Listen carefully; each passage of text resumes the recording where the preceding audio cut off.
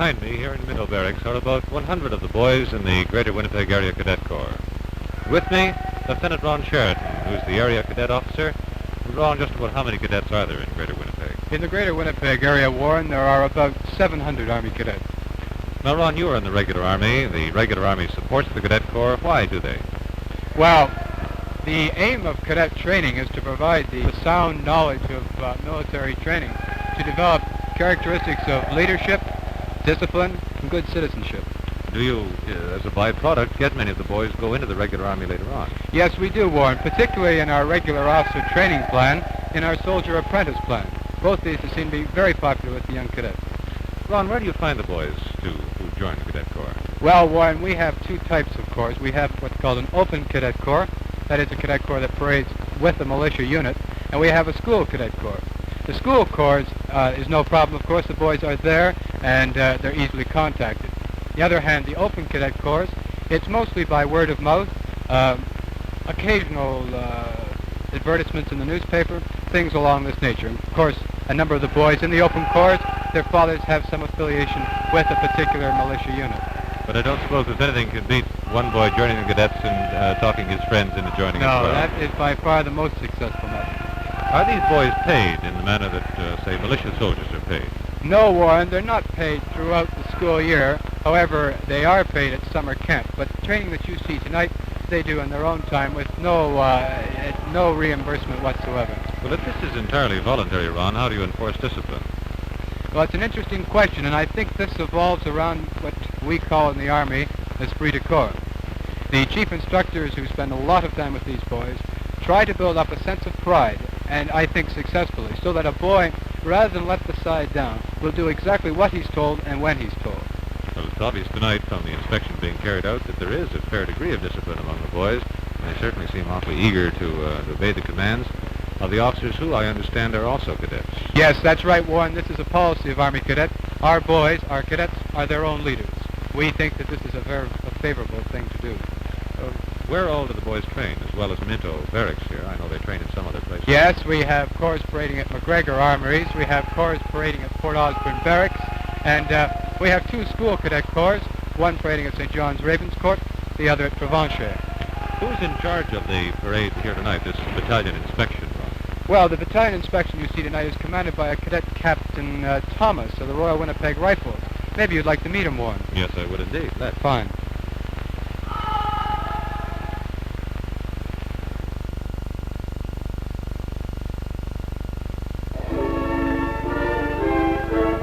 But first I made my way through Minto Armory in Winnipeg, where week by week some 3 score cadets learned to be soldiers and citizens too. Typical was this first aid class conducted by the St. John's Ambulance Brigade. The instructor is Frank Rapinski, Divisional Superintendent of St. John's Ambulance, Winnipeg. These boys are among 20 cadets who each year work for their senior St. John's certificate. It's a course that will teach them bandages, splints, shock treatment, the elements of rescue work, of course the respiratory and blood systems of the human body. It begins, as the instructor points out, with the human heart. The heart has 4 divisions. First we have the right and left auricles. It's spelled with an A, but the phonetic O helps to keep the word auricle in the boy's mind.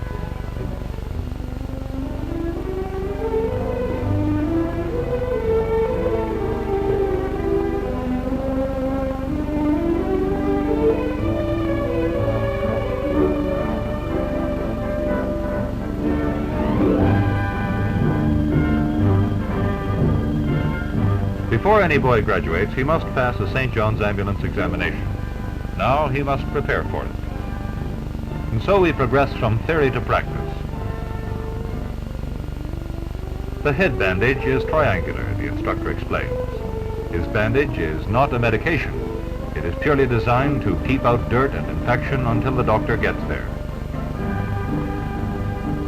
Consequently, the bandage covers the whole head.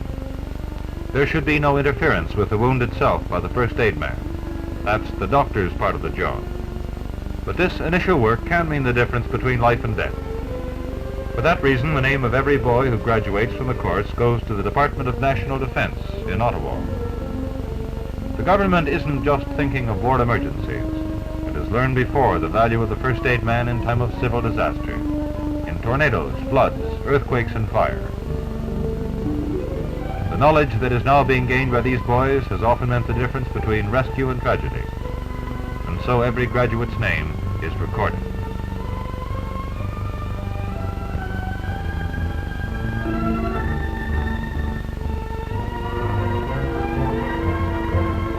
The Army watches carefully.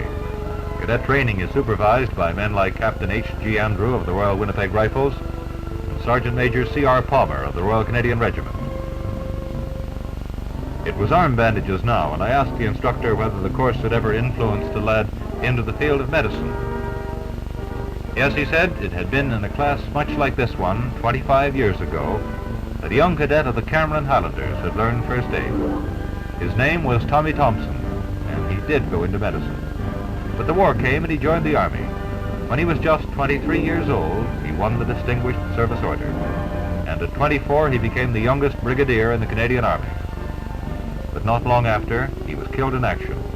And today, the Thompson Memorial Shield distinguishes the best cadet corps in the Prairie Command area. And instructors never forget that another Tommy Thompson may be standing right here.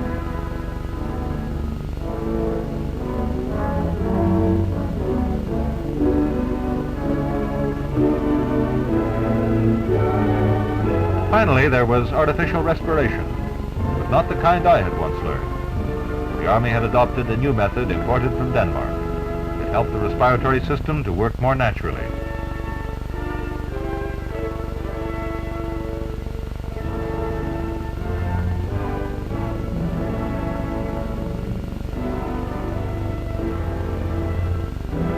And elsewhere at Minto, there were other things to see.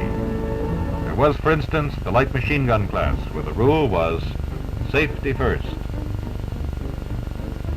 It's the Canadian Army's famous Bren gun, and some of the boys are getting their first glimpse of it.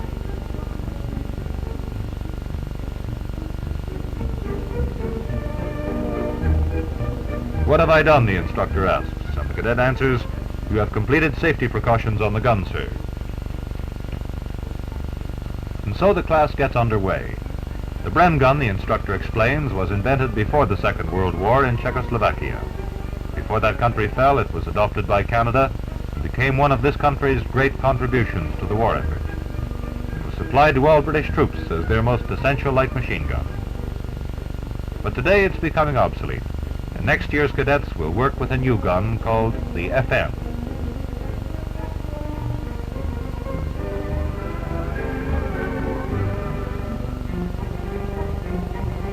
And now it's time for the boys themselves to take a hand in it. They must get the feel of the gun itself. Furthermore, says the instructor, they must be able to strip the gun down to its 5 component parts. There is no time limit on the boys as they learn the job. The object is to have the boys understand the gun, not memorize it. Like the modern educator, the Army has decided that thorough knowledge and understanding is better than learning by rote. And it applies the principle to cadet training, too. The gun comes to pieces in 5 different parts. Some of these parts can be replaced. The boy must know what spares can be carried and easily slipped into the weapon when it fails. It's indoor work now, but the day will come when these boys will head for camp to use the weapon on the firing range.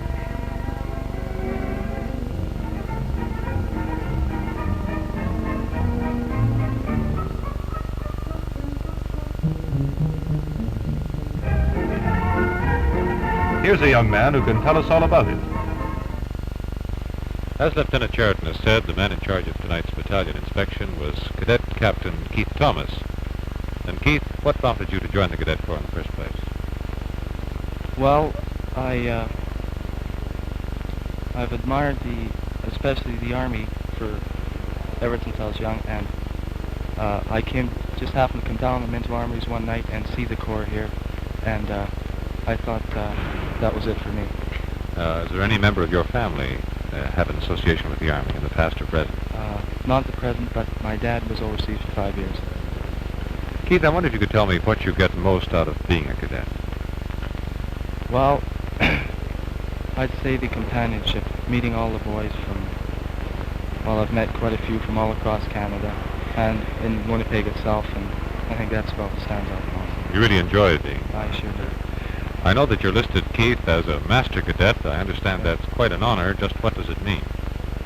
Well, there's a test has to be written for this award, and if you successfully pass it, you're given the Golden Star, which is the highest award that can be attained in the Army Cadet movement.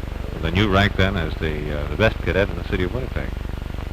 Well, there is another master cadet in Winnipeg, who's in the Cameron Highlanders, but as far as I know, there is only 2 master cadets in the city of Winnipeg at present. Keith, becoming a master cadet also entitled you to a trip to the cadet camp at Banff, Alberta, too, didn't it? That's right. That must have been quite a thrill for you. Oh, it sure was. It's once in a lifetime, you know. It was quite a thrill, especially Princess Margaret being present there. Keith, do you think you might join the Army when you're finished? Oh, yes. I've been in cadets for 6 years, and I definitely will go right through.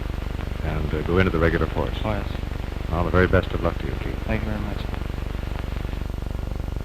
So now I head south from Minto Armory to St. John's Ravenscourt School on the banks of the Red River.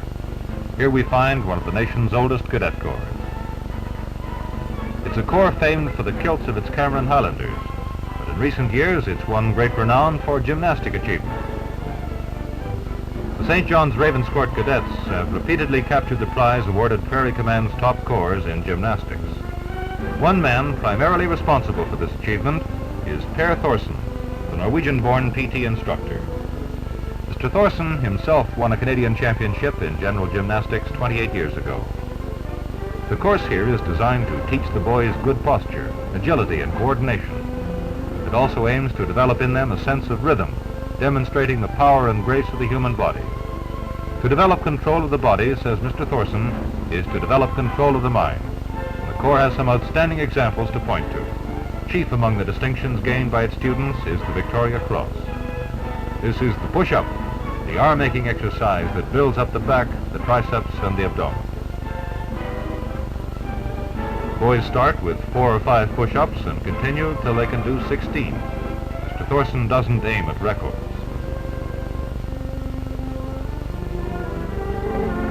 Now it's time for more spectacular things. The boys get detailed instructions from Mr. Thorsen. On the trampoliette, they develop thighs and legs. With jumps like these, they develop a sense of timing and grace.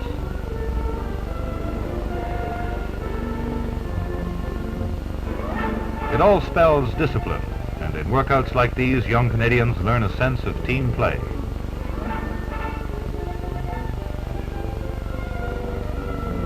It's this sense of cooperation which makes the Army say that citizenship is the biggest dividend of the cadet movement. The gym work is carefully watched by the Corps officers, who have found that it pays off on the parade square. The man in charge of the St. John's Ravenscourt Corps is Captain George Perry, who was an officer with the Imperial Army in India. With him is Staff Sergeant Walter Pointer of the Canadian Guards Regiment. The school's headmaster, Mr. R.L. Gordon, was a naval commando during the Second World War.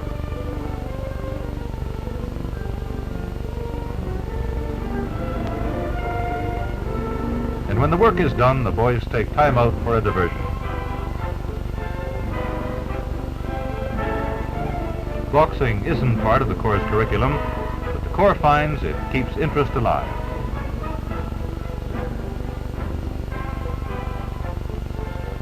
Now Mr. Thorsen and Captain Perry talk about some tangible results of the program.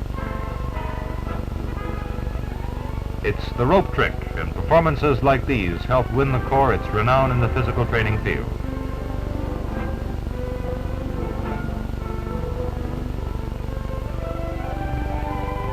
Actually, there is little danger, not nearly so much risk as in football, the school has found. But the boy who wins physical courage here faces future challenges with more confidence.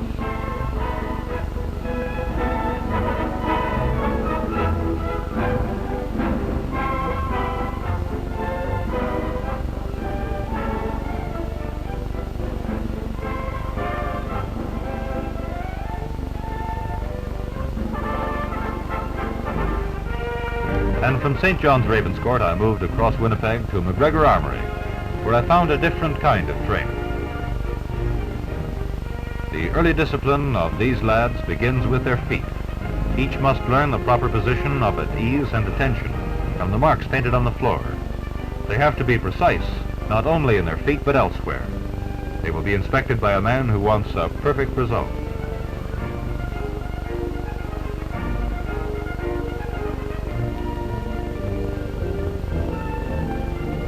He is Lieutenant David Murata of the Cadet Services of Canada, who was himself a cadet before, in adult life, he took on the job of training other boys. What's he looking for?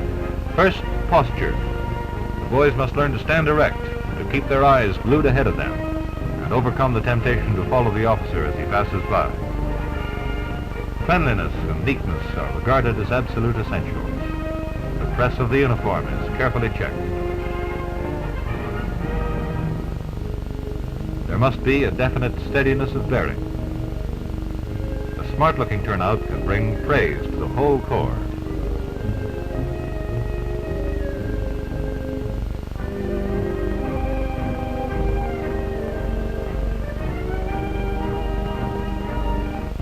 But while their training begins on their feet, it doesn't end there. For this is a cadet group sponsored by the Royal Canadian Army Service Corps. These boys will learn that a modern army travels not entirely on foot, but by motor vehicle as well. And so the importance of the lowly tire. Changing it is an elementary job, and one that youngsters can learn. Maybe Dad would be interested in knowing some of the tricks that Junior's acquiring. In the Army on Wheels, the Service Corps becomes a critical unit. And someday at camp, these boys will learn to drive the Army's heavy trucks.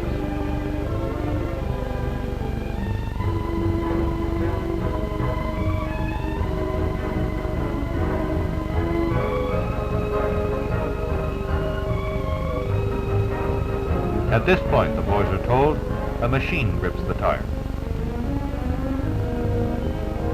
The machine must not touch the rim, or the wheel of the vehicle can be ruined.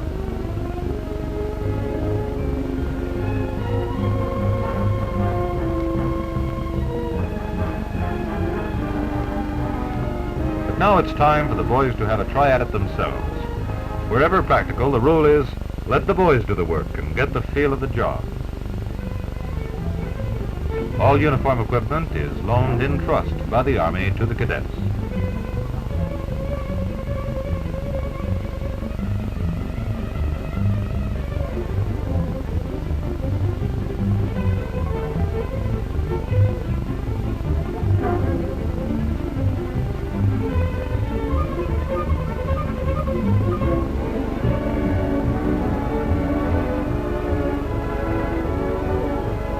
Not all cadets are given such instruction as this, especially of the Service Corps group.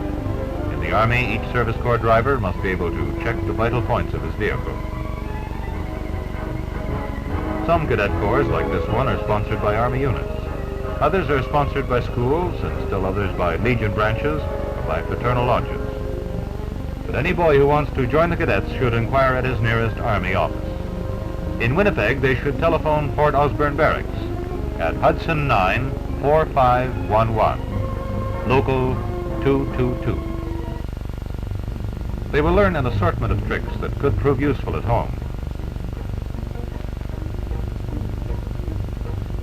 Spinning the wheel to unscrew the bolts, for instance, an old time saver in the Service Corps. The advantage of a corps sponsored by a militia unit like this is that the facilities of the unit are open to the cadets.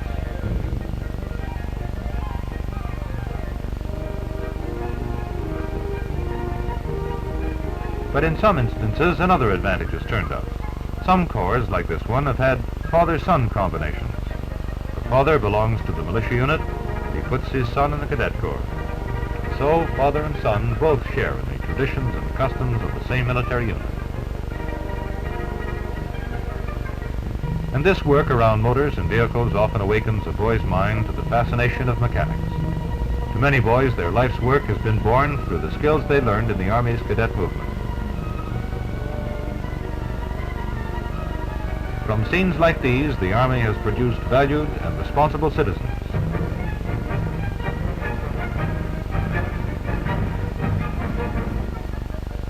So, through fall and winter and spring, the work continues. At least until the summer comes.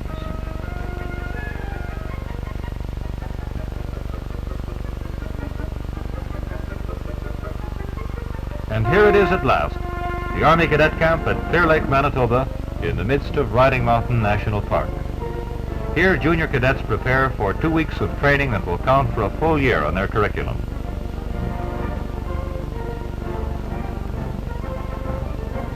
Like soldiers, they'll live in tents, but there's regular mail from home. They'll learn how the Army lives outside, and their instructors are active force soldiers. They'll teach you how to hug the ground just like the real infantry. And the weapon, the rifle, becomes a live weapon here. The safety lessons have been learned. Target practice becomes an important part of the course. The time has come to see what you can do with the real weapon.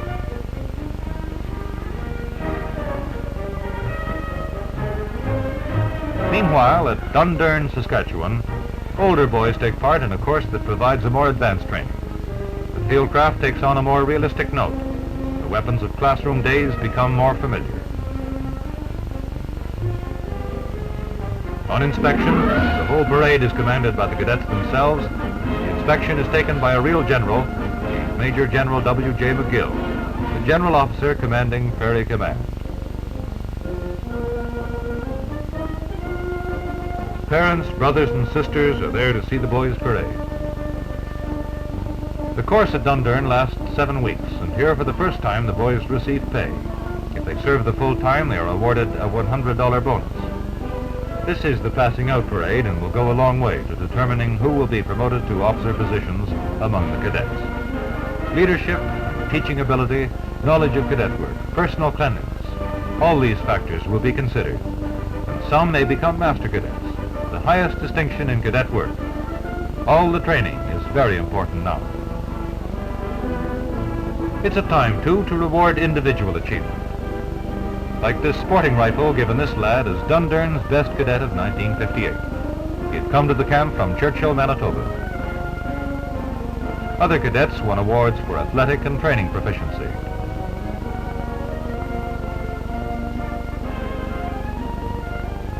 But for Canada's master cadets, the Army has prepared a fitting reward. Under Cascade Mountain in the center of Banff National Park, we find the Royal Canadian Army National Camp. They spend 4 weeks in this national playground as the pick of the Canadian cadet movement. For many of the boys, it is their last season in the cadets, in which they have served for 3 or more years.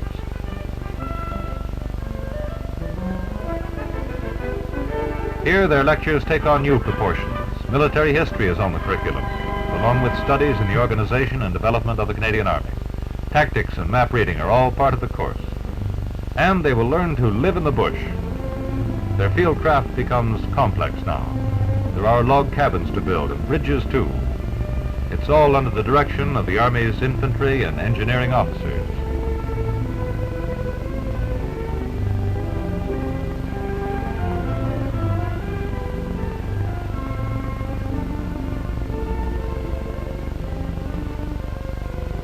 But it isn't all field work. Much of the curriculum is recreational. There are things like dances in the Banff Spring Hotel, and some of the attractions of a real Western holiday, like this riding excursion through the park accompanied by professional guides.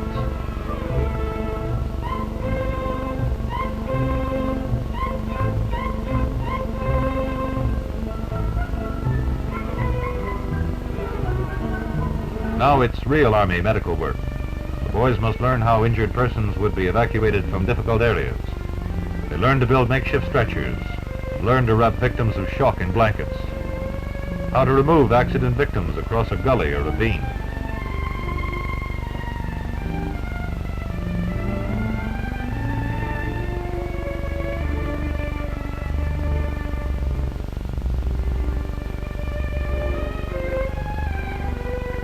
The teachers belong to the Royal Canadian Army Medical Corps. There's a big sports program, an obstacle race and other track and field events, baseball and volleyball.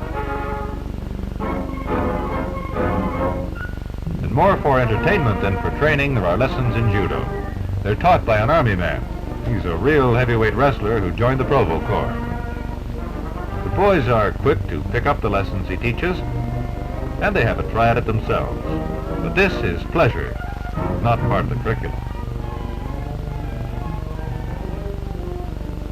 Finally, the food is a special Army treat.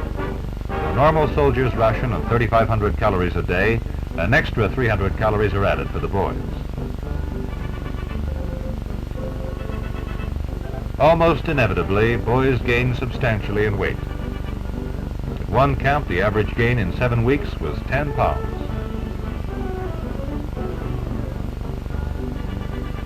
This inspection is more important even than the general's.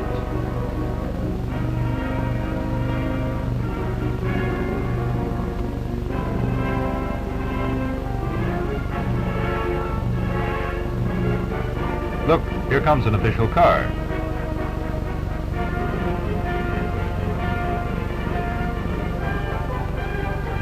Yes, it's